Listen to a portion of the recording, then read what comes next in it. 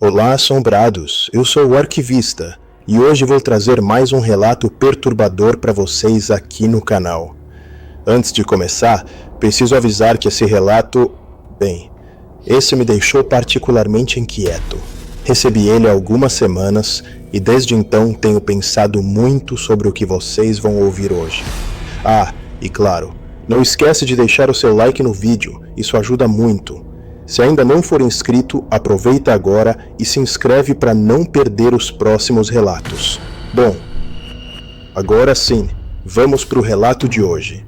O Chamado da Escadaria. E é um rapaz de Salvador que nos conta uma experiência que mudou completamente a forma como ele vê a cidade onde nasceu. Olá, arquivista e assombrados. Eu me chamo Rafael, tenho 28 anos, sou jornalista e moro em Salvador, Bahia. Já sou inscrito aqui no canal há um tempo e inclusive foi ouvindo os relatos de vocês que finalmente encontrei coragem para compartilhar algo que aconteceu comigo no final de 1999, quando eu tinha apenas 17 anos. Sei que pode parecer estranho alguém demorar tanto tempo para contar uma história, mas vocês vão entender o porquê quando chegarem ao final.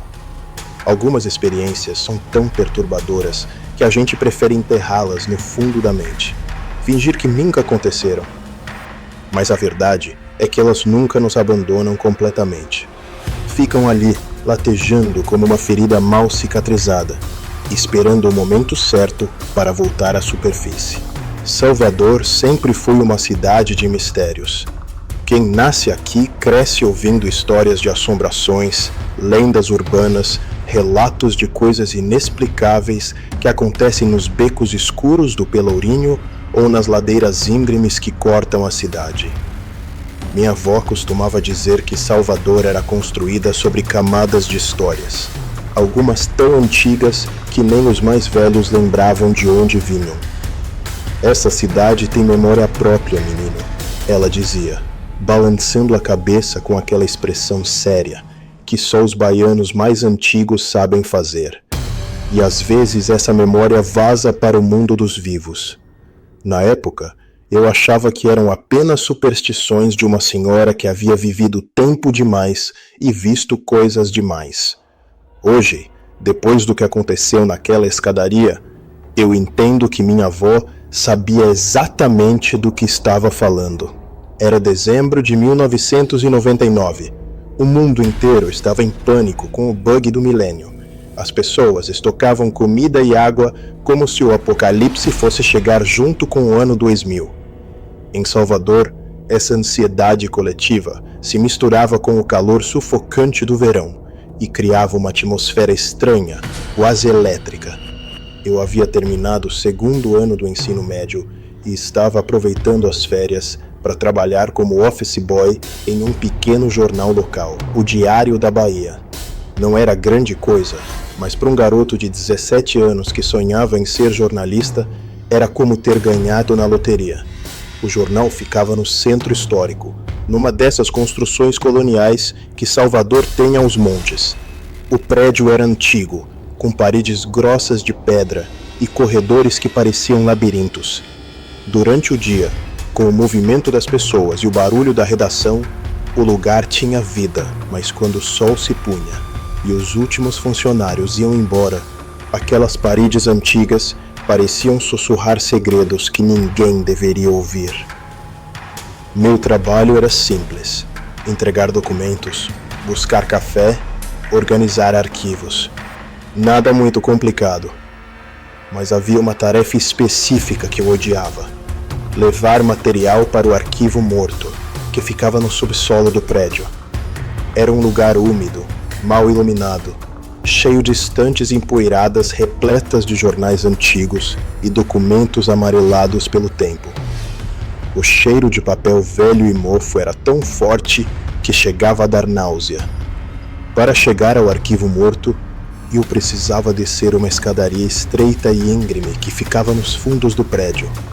Era uma escada de pedra, provavelmente original da construção colonial, com degraus gastos pelo tempo e uma iluminação precária que consistia em apenas 2 lâmpadas fracas penduradas no teto. Durante o dia, com a luz natural que entrava por uma pequena janela no alto, a descida era apenas desconfortável. Mas quando escurecia, aquela escadaria se transformava em algo completamente diferente. A primeira vez que notei algo estranho foi numa quinta-feira, por volta das 7 da noite. Eu estava descendo com uma pilha de jornais antigos quando ouvi um som que me fez parar no meio do caminho. Era como se alguém estivesse subindo a escada, mas os passos eram diferentes, leves demais, quase como se quem estivesse caminhando mal tocasse o chão. Olhei para baixo, tentando enxergar através da penumbra, mas não vi nada. "Alô?" chamei, sentindo-me um pouco idiota. "Tem alguém aí?" O som parou imediatamente. Um silêncio absoluto tomou conta da escadaria, tão profundo que eu conseguia ouvir meu próprio coração batendo. Fiquei ali parado por alguns segundos, esperando alguma resposta, mas nada veio. Balancei a cabeça, convencido de que havia imaginado tudo, e continuei descendo. Foi quando cheguei ao final da escada que senti pela primeira vez aquela sensação estranha que viria a me assombrar pelos próximos dias. Era como se alguém estivesse me observando, mas não de longe. Era uma presença próxima, quase íntima, como se alguém estivesse respirando bem ao lado do meu ouvido. O ar ficou mais frio, e eu juro que senti um arrepio percorrer minha espinha. Deixei os jornais no arquivo o mais rápido possível e subi correndo aquela escadaria, sem olhar para trás nenhuma vez. Quando cheguei ao térreo, estava ofegante e suando frio, apesar do calor que fazia lá fora. Meu chefe, seu Antônio, um homem de uns 50 anos, com bigode grisalho e óculos de leitura sempre pendurados no pescoço, me olhou com curiosidade. "Que foi, menino? Parece que viu um fantasma." Eu forcei um sorriso e balancei a cabeça. "Nada não, seu Antônio. É só o calor." Mas não era o calor, e no fundo eu sabia disso. Naquela noite, quando cheguei em casa, contei para minha avó o que havia acontecido. Ela estava sentada na varanda, como sempre fazia depois do jantar, abanando-se com um leque de palha e observando o movimento da rua. Quando terminei de falar, ela ficou em silêncio por um longo tempo, apenas me olhando com aqueles olhos escuros e penetrantes que pareciam enxergar através da alma das pessoas. "Escadaria de pedra, você disse?" perguntou finalmente. "Sim, vó. Por quê?" Ela suspirou e fechou o leque. "Rafael, meu filho, tem lugares nessa cidade que guardam coisas que não deveriam ser guardadas. Memórias que ficaram presas, como fantasmas que não conseguem encontrar o caminho para o outro lado." "A senhora está falando sério?" "Mais sério do que você imagina." Ela se levantou da cadeira e pousou a mão no meu ombro. "Se você sentir que algo não está certo naquele lugar, não ignore. E principalmente se alguém pedir ajuda, pense 2 vezes antes de responder." Na época, achei que ela estava apenas sendo dramática, como as pessoas mais velhas às vezes são. Mas suas palavras ficaram ecoando na minha cabeça durante toda a noite, misturando-se com a lembrança daquela presença estranha que havia sentido na escadaria.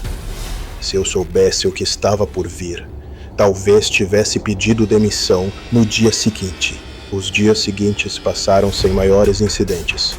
Eu continuei com minha rotina no jornal, mas evitei ao máximo descer para o arquivo morto. Sempre que seu Antônio me pedia para levar algo lá embaixo, eu arranjava uma desculpa, ou esperava até que outro funcionário pudesse me acompanhar. Não que eu admitisse estar com medo. Aos 17 anos, a gente tem muito orgulho para reconhecer esse tipo de coisa. O Diário da Bahia era um jornal pequeno, com uma equipe de apenas 8 pessoas. Além de seu Antônio, que era o editor-chefe, havia 3 repórteres, 2 diagramadores, uma secretária chamada Dona Conceição e eu. A redação ficava no 2º andar do prédio colonial, em uma sala ampla com janelas altas que davam para a rua. Durante o dia, a luz natural iluminava as mesas cheias de papéis, máquinas de escrever antigas e os primeiros computadores que começavam a chegar nas redações menores. Eu gostava do ambiente. Havia algo romântico naquele caos organizado, no cheiro de tinta de impressora misturado com café forte, no som constante das teclas sendo digitadas e dos telefones tocando. Era exatamente como eu imaginava que deveria ser uma redação de jornal. Seu Antônio me tratava bem, sempre disposto a explicar como funcionava o processo de produção de um jornal, desde a apuração das notícias até a impressão final. Jornalismo é sobre contar histórias. Rafael, ele dizia, ajustando os óculos enquanto revisava uma matéria. Mas não qualquer história. As histórias que importam, que fazem diferença na vida das pessoas. E às vezes, as histórias mais importantes são aquelas que ninguém quer contar. Eu não sabia na época como essas palavras se tornariam proféticas. Era uma segunda-feira, 20 de dezembro, quando tudo começou a ficar realmente estranho. Lembro da data porque era exatamente uma semana antes do Natal, e Salvador estava em clima de festa. As ruas do centro histórico estavam decoradas com luzes coloridas, e o som dos ensaios dos blocos de carnaval já começava a ecoar pelos bairros. Havia uma energia contagiante no ar. Aquela alegria típica dos baianos que consegue transformar qualquer época do ano em celebração. Eu havia chegado cedo ao jornal naquele dia, por volta das 7 da manhã. Gostava de chegar antes dos outros, porque podia organizar minha mesa, preparar o café e ter alguns minutos de silêncio antes que a correria do dia começasse. O prédio ainda estava vazio. Apenas o porteiro, seu Manuel, estava no térreo, lendo o jornal do dia anterior. Subi para a redação e comecei minha rotina matinal. Foi quando estava organizando alguns documentos que seu Antônio havia deixado na minha mesa que encontrei uma nota manuscrita. Rafael, levar para arquivo morto urgente. Anexada à nota havia uma pasta com documentos que pareciam bem antigos, com aquele cheiro característico de papel guardado há muito tempo. Olhei para o relógio. Eram apenas 7:30 da manhã. O sol já estava nascendo, então haveria luz natural na escadaria. Não havia desculpa para adiar. Peguei a pasta e me dirigi para os fundos do prédio. A escadaria estava exatamente como eu lembrava. Estreita, íngreme, com aqueles degraus de pedra gastos pelo tempo. A luz da manhã entrava pela pequena janela no alto, criando um feixe dourado que cortava a penumbra. Respirei fundo e comecei a descer. Os primeiros degraus foram normais. Meus passos ecoavam suavemente nas paredes de pedra, criando aquele som oco característico de lugares antigos. Mas quando cheguei na metade da escada, algo mudou. O ar ficou mais denso, como se tivesse engrossado de repente. A temperatura caiu alguns graus, o que era estranho, considerando que estávamos no verão baiano. Foi então que ouvi pela primeira vez. Moço, a voz era fraca, quase um sussurro, mas claramente audível. Uma voz de criança, aguda e delicada. Parei imediatamente, sentindo meu coração acelerar. Moço, o senhor pode me ajudar? Olhei ao redor, tentando localizar a origem da voz. Não havia ninguém na escadaria além de mim. Desci mais alguns degraus, segurando firme na pasta de documentos. Onde você está? Perguntei, sentindo-me idiota por estar falando sozinho. Aqui embaixo, moço. Eu me perdi. A voz vinha definitivamente do final da escadaria, próximo à entrada do arquivo morto. Desci mais rápido, movido por um instinto protetor. Se havia uma criança perdida ali embaixo, eu precisava ajudar.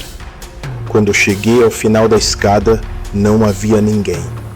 O corredor que levava ao arquivo morto estava vazio, iluminado apenas por uma lâmpada fraca que pendia do teto. Olhei para todos os lados, procurando por qualquer sinal de uma criança, mas não encontrei nada. Nem mesmo pegadas no chão empoeirado. Alô? Chamei novamente. Onde você está? Silêncio absoluto. Fiquei ali parado por alguns minutos, tentando processar o que havia acontecido. Tinha certeza de que havia ouvido uma voz. Não era minha imaginação. A voz havia sido clara, distinta, real. mas não havia ninguém ali. Deixei os documentos no arquivo morto o mais rápido possível e subi correndo a escadaria. Quando cheguei ao térreo, seu Manuel ainda estava na portaria, lendo tranquilamente seu jornal. Seu Manuel, chamei, tentando controlar a respiração. O senhor viu alguma criança entrando no prédio hoje? Ele levantou os olhos do jornal e me olhou com curiosidade. Criança? Que criança, menino? Não sei, uma criança que pode ter se perdido. Ouvi uma voz lá embaixo, no subsolo. Seu Manuel franziu a testa e fechou o jornal. Rafael, eu estou aqui desde as 6 da manhã. Você foi a única pessoa que entrou no prédio até agora. Não passou criança nenhuma por aqui. Mas eu ouvi. Ouvi o quê? Parei no meio da frase.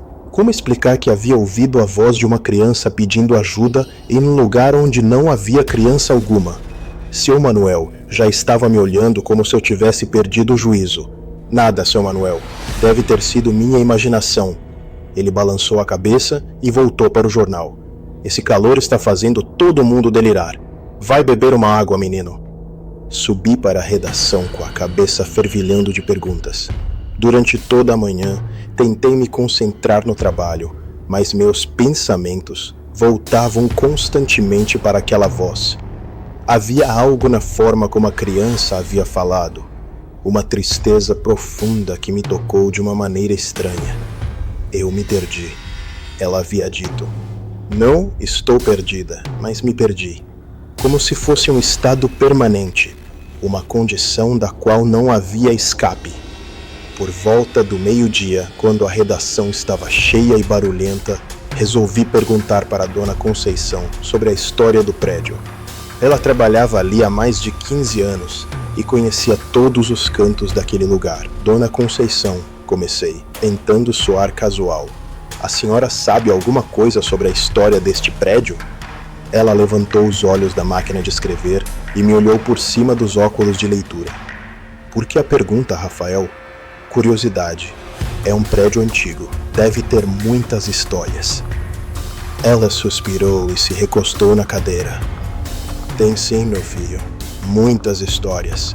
Este prédio foi construído no século XVIII. Era uma casa de família rica.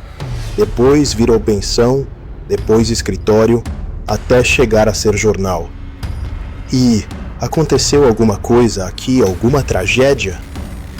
Dona Conceição me olhou com mais atenção. Por que você quer saber disso? Hesitei por um momento, mas decidi contar. É que eu tenho ouvido coisas estranhas na escadaria do subsolo. Vozes.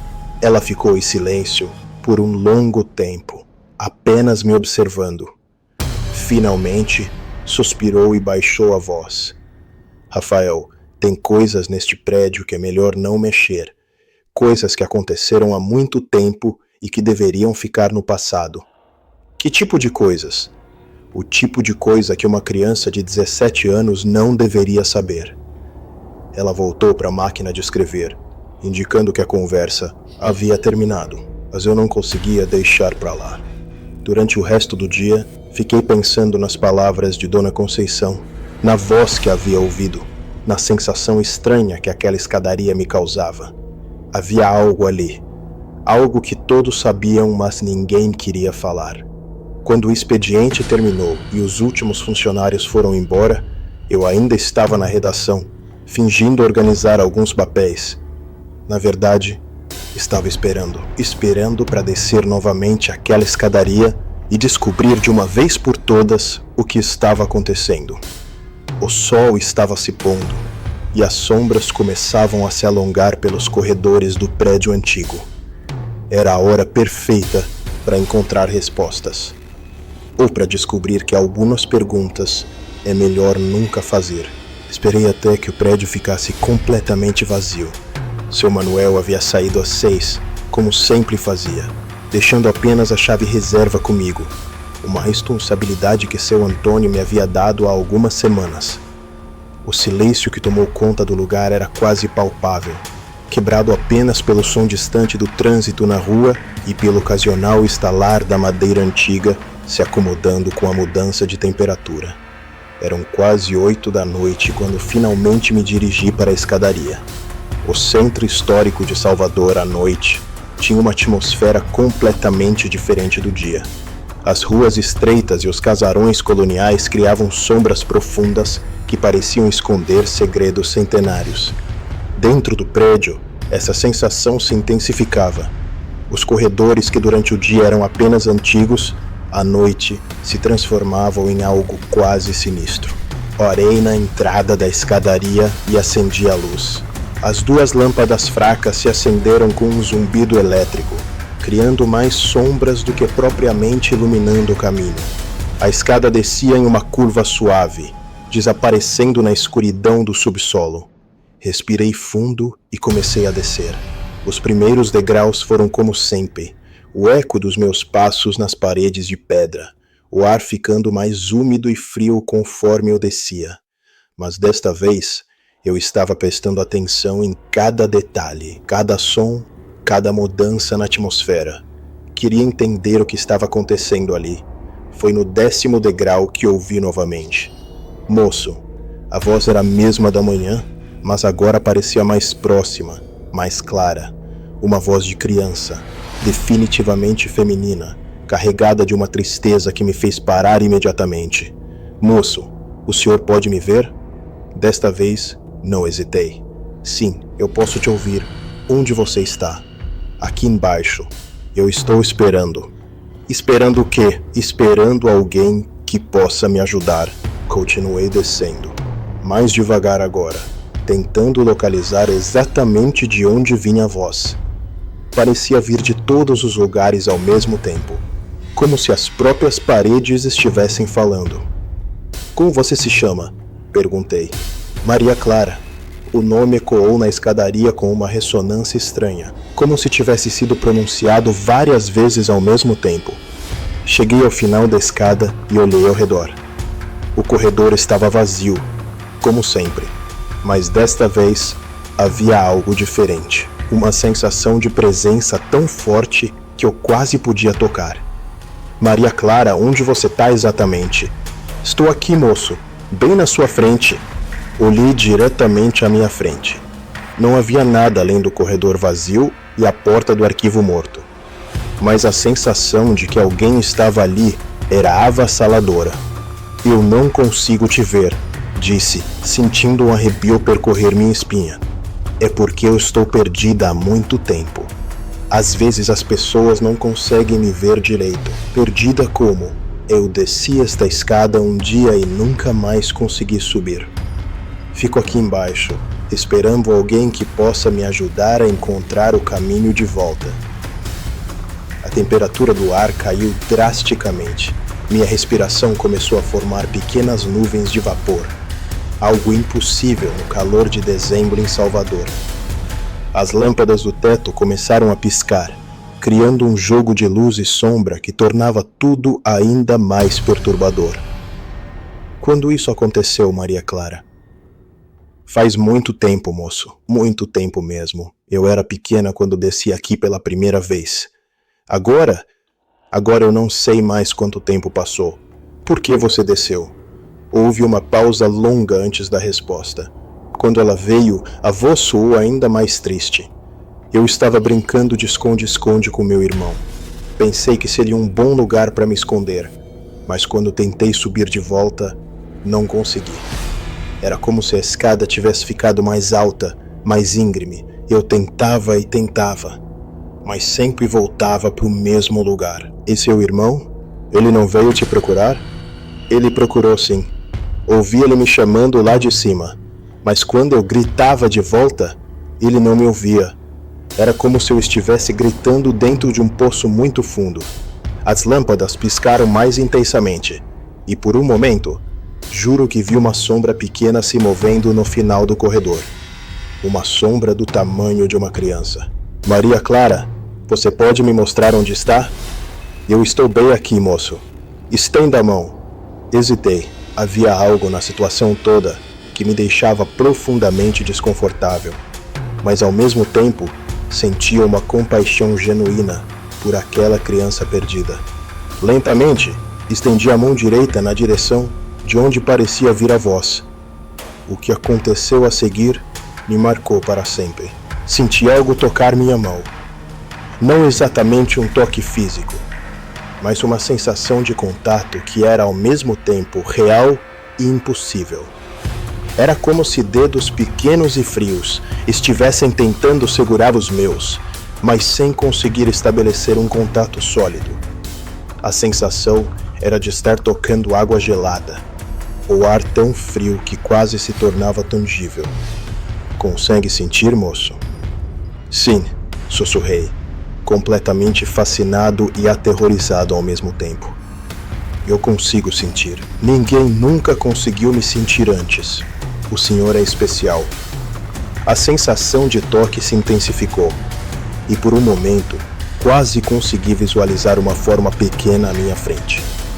Uma menina de talvez 8 ou 9 anos, com cabelos escuros e um vestido simples. Mas a imagem era instável, como um reflexo na água agitada. Maria Clara, há quanto tempo você está aqui? Eu não sei contar direito, moço. Mas vi muitas pessoas passarem por esta escada. Algumas me ouviram, outras não. Mas ninguém nunca conseguiu me sentir como o senhor. O que você precisa que eu faça para te ajudar? Eu preciso subir a escada, moço. Preciso voltar lá para cima. Mas sozinho eu não consigo. Sempre que tento, volto para o mesmo lugar. E se eu te ajudar? Se eu subir com você? Houve uma pausa longa. A sensação de toque em minha mão se intensificou, tornando-se quase dolorosa de tão fria. O senhor faria isso por mim? Claro, vamos tentar. Foi quando comecei a me virar para subir a escada que senti algo estranho. A mão que estava tocando a minha começou a apertar com mais força. Muito mais força. A sensação de frio se espalhou pelo meu braço, subindo em direção ao ombro. Maria Clara, você está apertando muito forte. Desculpa, moço. É que faz tanto tempo que alguém pode me ajudar. Eu não quero que o senhor vá embora. Tentei mover a mão, mas descobri que não conseguia. Era como se ela estivesse presa por algemas invisíveis. O frio continuou se espalhando pelo meu corpo e comecei a sentir uma fraqueza estranha nas pernas. Maria Clara, preciso que você me solte um pouco. Não posso, moço. Se eu soltar, o senhor vai embora como todos os outros, e eu vou ficar sozinha de novo. Foi então que percebi que havia algo muito errado com toda aquela situação. A voz da menina, que antes soava triste e inocente, agora tinha um tom diferente, mais urgente, mais desesperado. E havia algo por trás da tristeza que me fez sentir um medo profundo e primitivo. Maria Clara, eu prometo que não vou embora, mas preciso que você me solte para podermos subir juntos. Não, todos prometem, mas todos mentem. Todos vão embora e me deixam sozinha. A força que segurava minha mão aumentou drasticamente.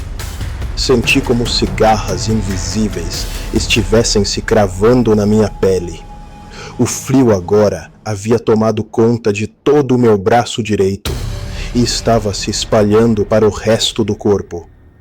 As lâmpadas do teto começaram a piscar mais rapidamente, criando um efeito estroboscópico que tornava tudo ainda mais surreal. E foi nessa luz intermitente que finalmente consegui ver claramente. Não era uma menina de 8 anos que estava segurando minha mão. Era algo muito, muito pior. O que vi naqueles flashes de luz me fez questionar tudo o que eu pensava saber sobre a realidade. Não era uma criança perdida que segurava minha mão. Era uma forma humanoide, sim, mas distorcida de uma maneira que desafiava qualquer lógica. O que eu havia interpretado como uma menina de 8 anos era, na verdade, algo que parecia ter sido esticado, alongado, como se alguém tivesse pegado a imagem de uma criança e a deformado em um programa de computador. Os membros eram desproporcionalmente longos e finos, os dedos se estendiam como galhos secos, e onde deveria estar o rosto, Havia apenas uma massa sombria com 2 pontos de luz que pulsavam como estrelas distantes. Mas o mais perturbador era que, mesmo vendo aquela aberração, eu ainda ouvia a voz doce e triste de Maria Clara. Por favor, moço, não me deixe sozinha. Faz tanto tempo. ... Tentei gritar, mas minha voz saiu apenas como um sussurro rouco. O frio havia se espalhado por todo o meu corpo e senti minhas forças se esvaindo rapidamente. Era como se aquela coisa estivesse drenando não apenas meu calor corporal, mas minha própria energia vital. Solte-me, solte-me, consegui murmurar. Não posso, moço. Se eu soltar, você vai embora. E eu preciso de você para subir. Preciso de alguém que possa me carregar. Foi então que entendi. Ela não queria que eu a ajudasse a subir a escada. Ela queria usar meu corpo, minha energia, para conseguir sair daquele lugar. E quanto mais tempo eu ficasse ali, mais fraco eu ficaria. Até que, com um esforço sobre-humano, consegui dar um passo para trás. A criatura, porque agora eu sabia que não era uma criança, resistiu, mas senti que o toque ficou um pouco mais fraco. Não, moço, não vá embora. Eu só quero subir. Dei outro passo para trás, e depois outro. A cada movimento, sentia como se estivesse arrancando parte de mim mesmo, mas também percebia que estava recuperando um pouco de força. As lâmpadas pararam de piscar, e a escadaria voltou à sua iluminação fraca e constante. Por favor, moço, eu só quero ir para casa.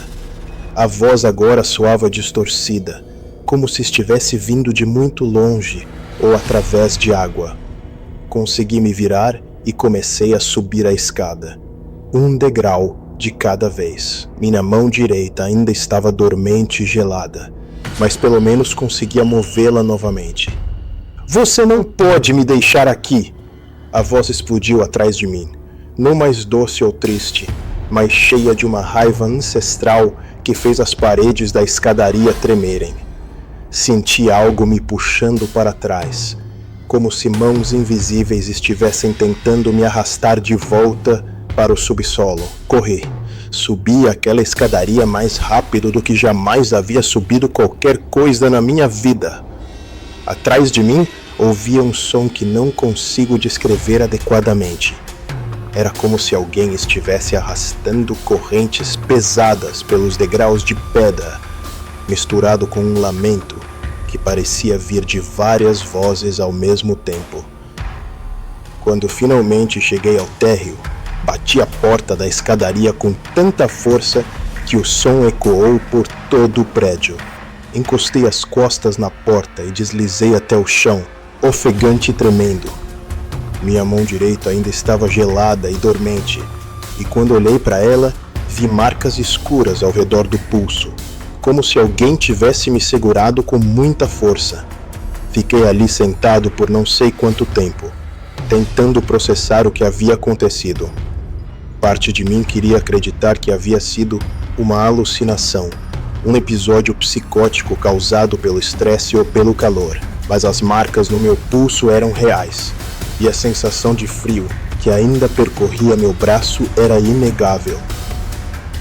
Eventualmente, consegui me levantar e sair do prédio. A noite de Salvador nunca havia parecido tão acolhedora.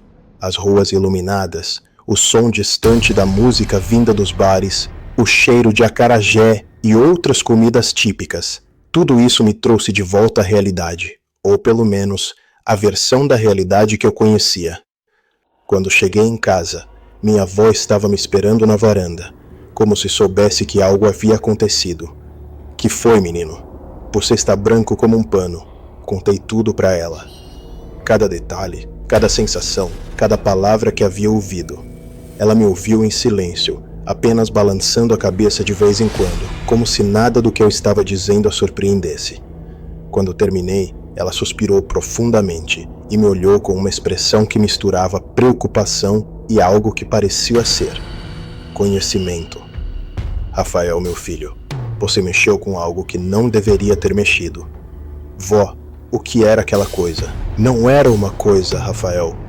Era alguém, ou pelo menos foi alguém um dia.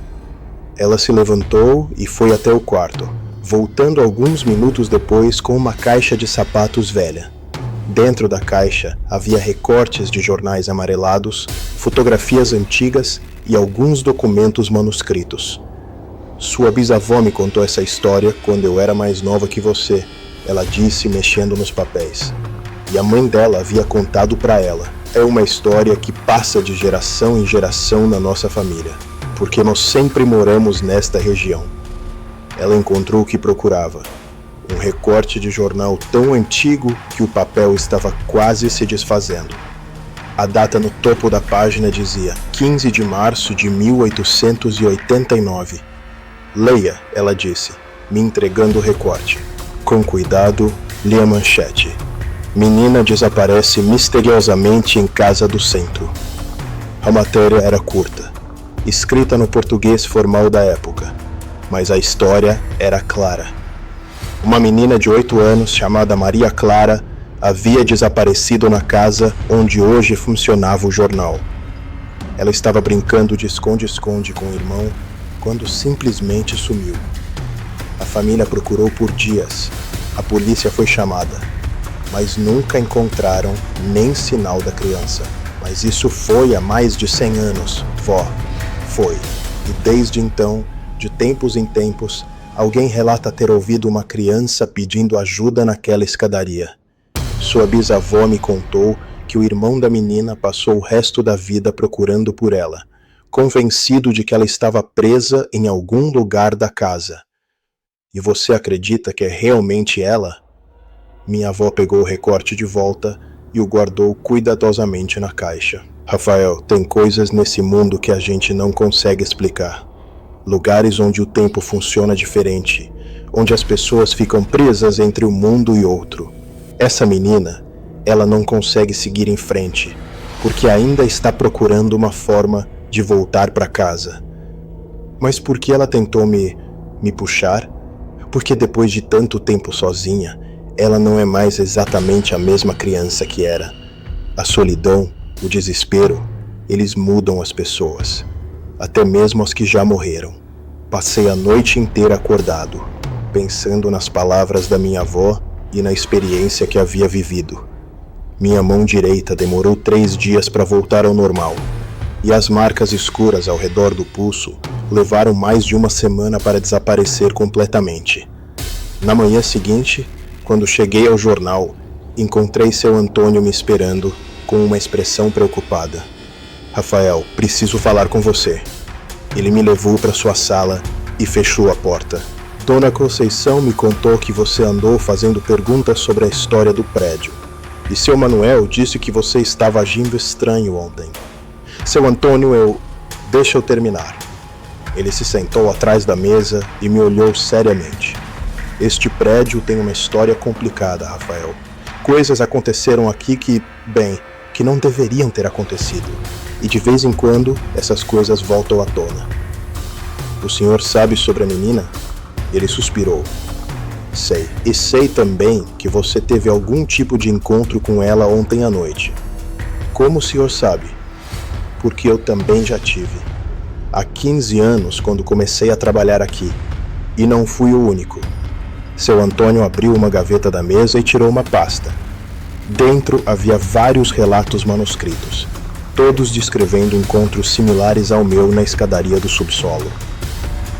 Todo funcionário que trabalha aqui por tempo suficiente acaba tendo algum tipo de experiência.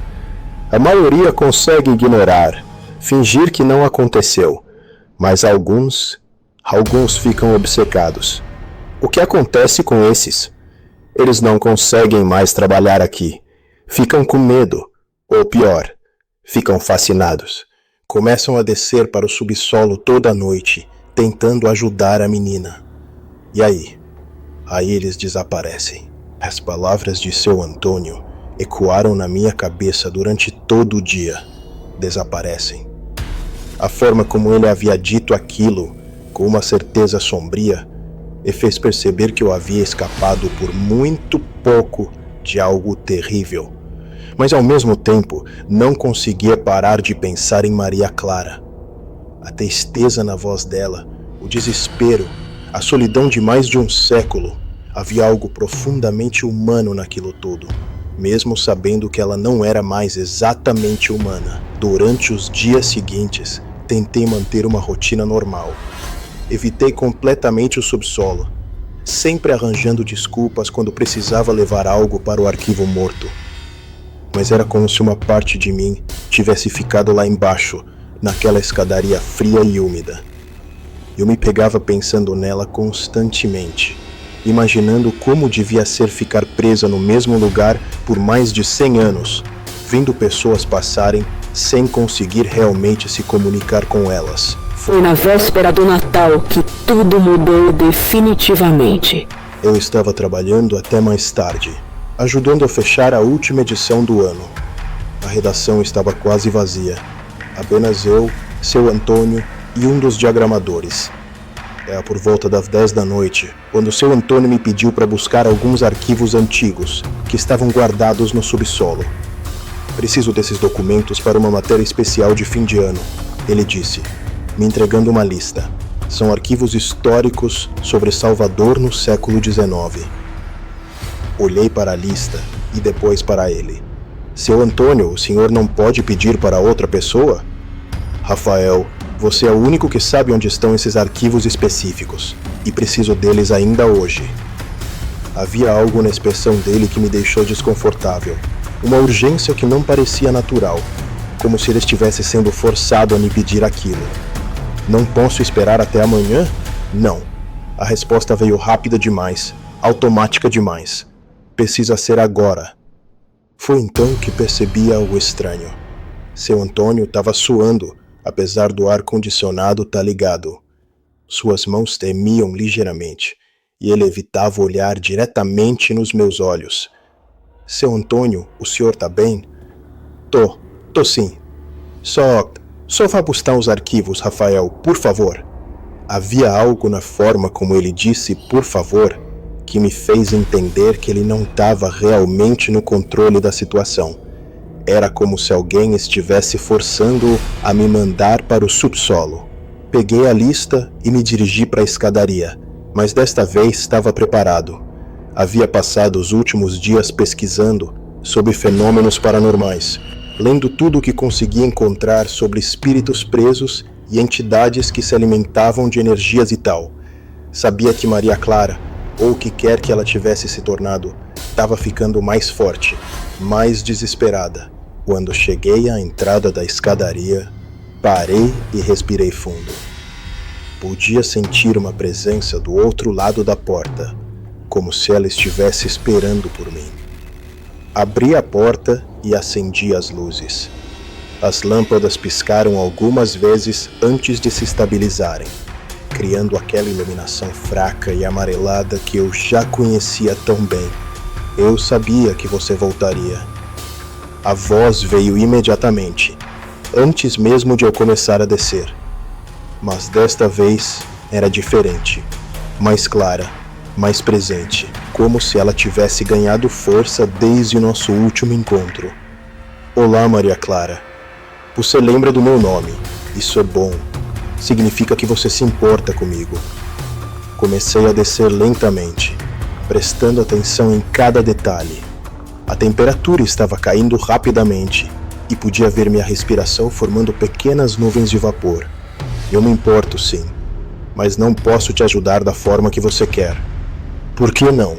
Você é o único que consegue me sentir, me ouvir direito. Você é especial. Não sou especial, Maria Clara. E você sabe que o que está pedindo não é certo. Cheguei ao final da escadaria e olhei ao redor. Desta vez, conseguia vê-la mais claramente, mesmo sem as luzes piscando.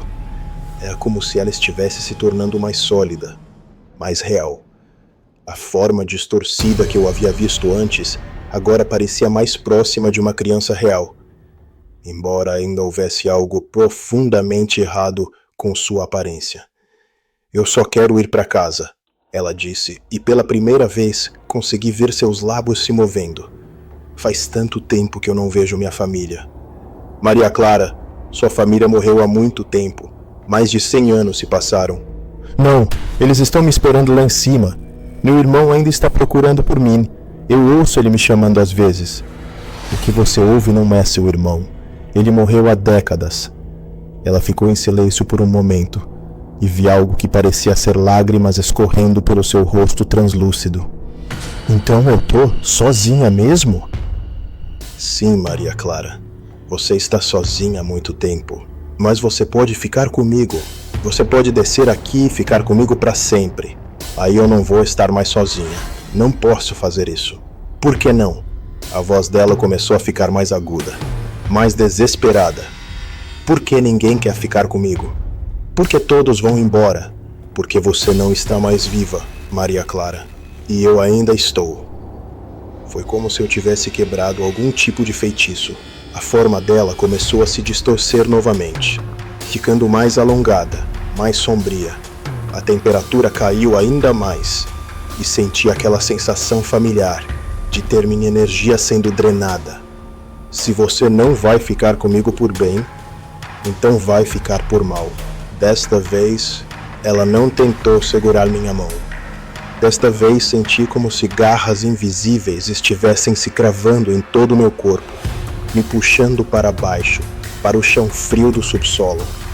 A força era muito maior do que antes, como se ela tivesse se alimentado da energia de outras pessoas durante os dias em que estive ausente.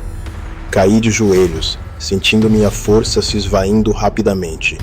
Ao meu redor, o ar começou a ficar denso e escuro, como se a própria realidade estivesse se desfazendo. Agora você vai ficar comigo para sempre, ela disse, e sua voz ecoou como se viesse de várias direções ao mesmo tempo. Vamos brincar juntos, como eu sempre quis. Foi então que me lembrei de algo que minha avó havia dito. A solidão, o desespero, eles mudam as pessoas, até mesmo os que já morreram. Maria Clara não era mais uma criança perdida. Era algo que havia se alimentado de solidão e desespero por mais de um século, crescendo e se distorcendo até se tornar uma criatura que precisava de companhia a qualquer custo. Mas também me lembrei de outra coisa que minha avó havia dito. Essa menina, ela não consegue seguir em frente porque ainda está procurando uma forma de voltar para casa. Com o pouco de força que me restava, consegui falar. Maria Clara, e se eu te disser onde está sua família? A pressão sobre meu corpo diminuiu ligeiramente. Eles estão lá em cima? Não, eles estão em outro lugar. Um lugar para onde você pode ir, mas só se parar de tentar prender as pessoas aqui. Que lugar? O lugar para onde todas as pessoas vão quando morrem. Sua família está lá, esperando por você. Mas você não pode chegar lá enquanto estiver presa aqui embaixo. Como? Como eu faço para ir para esse lugar? Você precisa parar de ter medo, parar de se agarrar a este mundo, deixar a luz te levar. Por um momento, a forma dela pareceu ficar mais nítida, mais humana. Vi uma menina de 8 anos, com cabelos escuros e olhos grandes e tristes.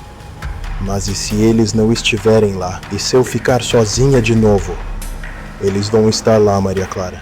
Eu prometo. Como você pode ter certeza? Porque o amor não morre. E sua família te amava muito. Ela ficou em silêncio por um longo tempo. A pressão sobre meu corpo desapareceu completamente e consegui me levantar. Você realmente acredita nisso? Acredito. E você promete que eles vão estar lá? Prometo. Ela sorriu então, e por um momento, foi apenas uma criança de 8 anos que havia se perdido há muito tempo. Obrigada, ela sussurrou. E então uma luz suave começou a brilhar ao redor dela. Não era a luz artificial das lâmpadas do teto, mas algo mais quente, mais acolhedor. A luz cresceu até envolvê-la completamente, e quando se desfez, ela havia desaparecido. O subsolo ficou em silêncio absoluto. Não o silêncio opressivo que eu conhecia, mas um silêncio pacífico, como se um peso imenso tivesse sido finalmente removido daquele lugar. Subi a escadaria lentamente, sabendo que nunca mais ouviria a voz de Maria Clara ecoando pelos degraus de pedra. Quando cheguei ao térreo, encontrei seu Antônio sentado em uma cadeira no corredor, com a cabeça entre as mãos. Ele levantou os olhos quando me viu, e pude perceber que havia lágrimas escorrendo pelo seu rosto. Rafael, o que aconteceu lá embaixo? Ela se foi, seu Antônio. Maria Clara finalmente encontrou o caminho para casa. Ele me olhou com uma expressão de alívio misturada com algo que parecia ser culpa. Eu não queria te mandar lá embaixo, ele disse, a voz tremendo. Mas ela estava ficando mais forte. Começou a me influenciar, a me forçar a fazer coisas. Nos últimos dias, eu sentia como se ela estivesse dentro da minha cabeça, sussurrando, pedindo para eu mandar alguém para o subsolo. Por que você não me contou? Porque eu tinha medo de que você fosse por conta própria. E eu sabia que se ela conseguisse te pegar desta vez, você não voltaria. Seu Antônio se levantou e caminhou até a janela que dava para a rua. Lá fora, Salvador continuava sua vida noturna, alheia ao drama que havia se desenrolado no subsolo daquele prédio antigo. Sabe, Rafael, eu trabalho aqui há 15 anos. Vi 3 funcionários desaparecerem naquela escadaria. 3 pessoas boas, que tentaram ajudar uma criança perdida e nunca mais voltaram. O que aconteceu com eles? Nunca encontramos os corpos. Eles simplesmente sumiram, como se tivessem sido absorvidos pelas próprias paredes do prédio. A polícia investigou, mas não havia evidências de crime. Oficialmente, foram considerados desaparecimentos voluntários. Ele se virou para mim e vi que seus olhos estavam vermelhos de cansaço e emoção. Mas eu sabia a verdade. Sabia que ela havia conseguido o que queria. Companhia. Alguém para ficar com ela para sempre. E você nunca tentou fazer nada? Tentei. Trouxe padres, médiums, até mesmo um pesquisador de fenômenos paranormais da universidade. Mas nada funcionava. Ela era forte demais. Estava aqui há tempo demais. Até que você apareceu. Eu? O que eu tenho de especial? Não sei, Rafael. Talvez seja a sua idade. Talvez seja algo na sua personalidade. Mas você foi o primeiro que conseguiu realmente se comunicar com ela sem ser imediatamente dominado. E mais importante, você foi o primeiro que conseguiu fazer ela entender que precisava seguir em frente. Passamos o resto da noite conversando sobre o que havia acontecido. Seu Antônio me contou mais detalhes sobre os funcionários que haviam desaparecido, sobre as tentativas frustradas de resolver o problema, sobre como a presença de Maria Clara havia se tornado cada vez mais opressiva ao longo dos anos. Nos últimos meses, estava ficando impossível trabalhar aqui, ele disse. Ela estava influenciando todos nós, fazendo com que cometêssemos erros, esquecêssemos coisas importantes. Era como se ela estivesse tentando sabotar o jornal para que mais pessoas tivessem que ficar trabalhando até tarde, dando a ela mais oportunidades de encontrar alguém. E agora, ele suspirou e olhou em direção à escadaria. Agora sinto como se um peso enorme tivesse sido tirado dos meus ombros. Pela primeira vez em anos, este lugar parece realmente vazio quando todos vão embora. Nos dias seguintes, a mudança no prédio foi perceptível. A atmosfera opressiva que sempre pairava sobre o lugar havia desaparecido completamente. Os funcionários pareciam mais relaxados, mais produtivos. Até mesmo o arquivo morto, que antes era um lugar que todos evitavam, se tornou apenas mais um cômodo do prédio. Eu continuei trabalhando no jornal até o final das férias escolares. Durante esse tempo, desci várias vezes para o subsolo, sempre esperando ouvir novamente a voz de Maria Clara. Mas o silêncio era absoluto. Não havia mais presenças estranhas. Não havia mais quedas súbitas de temperatura. Não havia mais aquela sensação de estar sendo observado. Algumas semanas depois, seu Antônio me mostrou algo interessante. Ele havia encontrado, em um dos arquivos antigos, uma certidão de óbito datada de 1889. Era de Maria Clara Santos, de 8 anos de idade, filha de João Santos e Ana Maria Santos. A causa da morte estava listada como desaparecimento presumido, mas havia uma anotação manuscrita na margem. Encontrada em paz, 24 de dezembro de 1999. Como isso é possível? Perguntei, olhando para a data. Era exatamente o dia em que eu havia conversado com ela pela última vez. Não sei, Rafael, mas parece que alguém em algum lugar registrou oficialmente que ela finalmente encontrou descanso. Quando voltei às aulas em fevereiro, continuei visitando o jornal ocasionalmente. Seu Antônio sempre me recebia bem e às vezes conversávamos sobre aquela noite de dezembro. Ele me contou que havia pesquisado sobre a família de Maria Clara e descoberto que ela realmente havia tido um irmão, 2 anos mais velho, que passou o resto da vida procurando por ela. Ele morreu em 1954, seu Antônio me disse. Solteiro, sem filhos. Dizem que ele nunca se conformou com o desaparecimento da irmã. Passou a vida inteira acreditando que um dia a encontraria. Talvez agora ele tenha encontrado, eu respondi. Talvez. Os anos passaram e eu segui minha vida. Terminei o ensino médio, entrei na faculdade de jornalismo, me formei e comecei minha carreira profissional. Mas nunca esqueci daquela experiência. Ela mudou fundamentalmente a forma como eu vejo o mundo. Me fez entender que existem coisas além da nossa compreensão, mistérios que talvez nunca sejam completamente explicados. Hoje, aos 28 anos, trabalho como jornalista investigativo em Salvador. Já cobri muitas histórias estranhas, muitos casos inexplicáveis, e sempre que me deparo com algo que desafia a lógica, lembro-me de Maria Clara e da lição que ela me ensinou. Às vezes, a única coisa que uma alma perdida precisa é de alguém que se importe o suficiente para ouvi-la e ajudá-la a encontrar o caminho para casa. O prédio onde funcionava o Diário da Bahia hoje abriga uma loja de artesanato.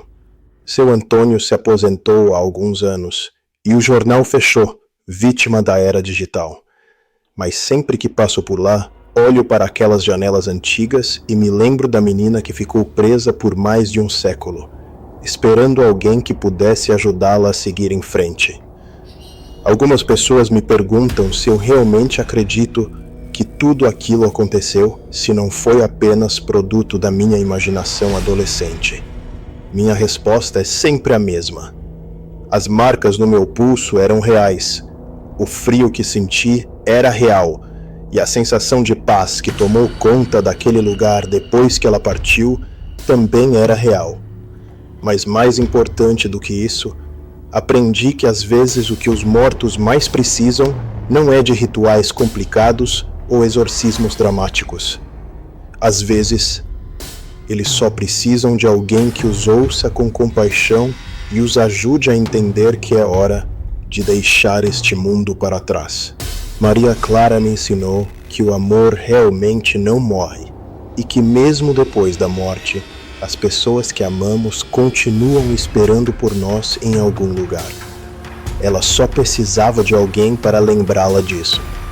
E eu fico feliz por ter sido essa pessoa. Mas a história não termina aí, arquivista. Há algo mais que preciso contar. Algo que só descobri recentemente e que me fez decidir finalmente compartilhar essa experiência com vocês. Há 3 meses, recebi uma ligação inesperada. Era Dona Conceição, a antiga secretária do Diário da Bahia. Ela havia conseguido meu número através de seu Antônio e disse que precisava falar comigo urgentemente sobre algo relacionado ao prédio onde trabalhávamos. Nos encontramos em um café no Pelourinho, não muito longe de onde tudo havia acontecido. Dona Conceição estava mais velha, obviamente, mas ainda mantinha aquele ar de quem sabia mais do que deixava transparecer. Ela pediu um café e ficou me observando por um longo tempo antes de começar a falar. Rafael, você se lembra daquela noite de dezembro de 1999? Como eu poderia esquecer? Pois bem, tem algo que eu nunca te contei na época. Algo que eu não contei pra ninguém, na verdade. Ela abriu a bolsa e tirou uma pasta velha, amarelada pelo tempo. Dentro havia documentos, fotografias e recortes de jornal, que pareciam ainda mais antigos do que aqueles que minha avó havia me mostrado. Minha família trabalha naquele prédio há gerações, Rafael. Minha bisavó foi governanta da família que morava lá no século XIX. Minha avó trabalhou lá quando era pensão. Minha mãe trabalhou lá quando virou escritório.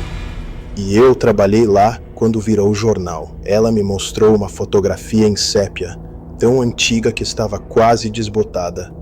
Era uma foto de família, tirada em frente ao prédio que eu conhecia tão bem. Um homem de bigode, uma mulher de vestido longo e 2 crianças. Um menino de uns 10 anos e uma menina menor, de cabelos escuros e olhos grandes. Esta é a família Santos: João, Ana Maria, Pedro e Maria Clara. Senti um arrepio ao ver o rosto da menina na fotografia. Era exatamente como eu a havia visto naquela última noite, quando ela finalmente havia encontrado paz. Dona Conceição, por que a senhora nunca me mostrou isso antes? Porque eu tinha medo, Rafael. Medo do que você poderia fazer com essa informação. Você era muito jovem, muito impulsivo. Eu temia que você tentasse algo perigoso. Ela virou algumas páginas na pasta e me mostrou um documento manuscrito, escrito em uma caligrafia elegante do século XIX. Este é o diário de Pedro Santos, o irmão de Maria Clara. Minha bisavó conseguiu salvá-lo quando a família se mudou, depois do desaparecimento da menina. Li algumas páginas do diário. Era o relato desesperado de um menino de 10 anos que havia perdido sua irmã mais nova. Ele descrevia como eles estavam brincando de esconde-esconde, como Maria Clara havia descido para o porão e nunca mais havia voltado. Mas o mais impressionante eram as últimas entradas do diário, escritas anos depois.